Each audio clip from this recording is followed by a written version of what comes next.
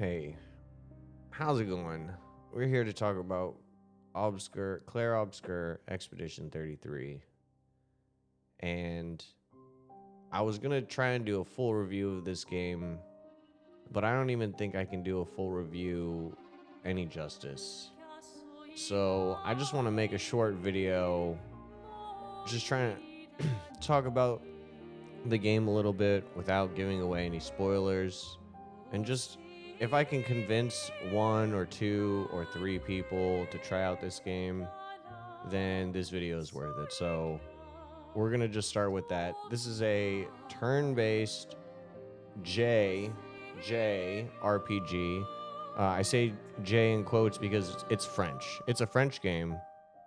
It's not a Japanese game, but it is in the style of like the classic JRPGs, like Final Fantasy.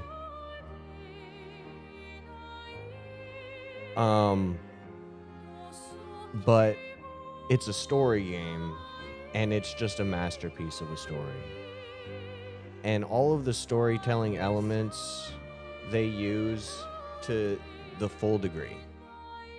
They use all of the storytelling elements to the full degree, and I think that's why it's such a special video game, is because they utilize all of the tools that a video game gives you, and essentially like a great movie or a great album or a great book, but it's all in one. So the writing is great, the cinematography is great, the world design is beautiful and artistic, and you get this really beautiful dystopian French world vibe from the whole game. And the music, oh my gosh, the music. If this game doesn't win Best Soundtrack of the Year, it'd be a tragedy. Because I've gone from like, I think this game will win Best Soundtrack of the Year to like, it needs to win Best Soundtrack of the Year so that other games copy this game and have soundtracks that are this level. Because the sound in this game completely takes it to a whole nother level.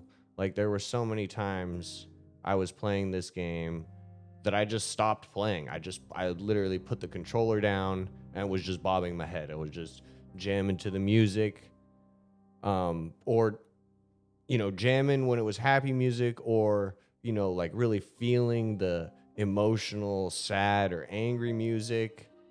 And it really just takes you on that emotional roller coaster. It hooks you right from the beginning, and it doesn't let go. And for that, I haven't felt this way about a video game since the first Last of Us.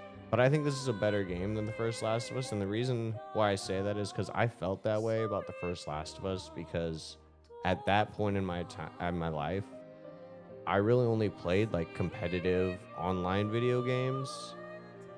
And The Last of Us was the first game that I played that opened my eyes to the ability for video games to be pieces of art, more than just an online game about competing with your friends, but also they could be an artistic experience to share. And this game, I feel like that about it, but it doesn't have that transcendent meaning in my own life. And more so, it's just something that I think is so powerful that I just want to share it and promote it and let people know that if they have any interest in checking this out, it is absolutely worth it. 100%. Yeah, so that's just kind of where I wanted to go with this. I don't want to make this video too long, or give away any spoilers or too many details about the game. I will say, if turn-based scares you off, it does have a very active combat system with parrying and dodging, and you don't feel like the turns are that like slow ever. You're always engaged in the combat.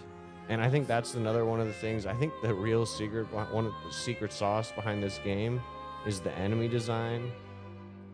I think that's what really takes it over the top and makes the gameplay fun and interactive and makes you feel the emotions of these characters is the enemy design in this game. And they're from not just the way they look, but the way they move, the sounds that they make, their attacks, the different attack patterns they have, the variety of their attack patterns, and the way that everything comes together with the special effects and the sound cues. That I think that's really what makes this gameplay special. Not just because people are like, oh, it's the turn-based, but it has parrying, so it's not turn-based. That's what makes it special. No, that's not. We've had parry and turn-based before, but they just took it to the next level with this incredible enemy design. And that's what really keeps you locked in to the gameplay. And the parrying is really there in order to just force you to focus on these incredible enemies.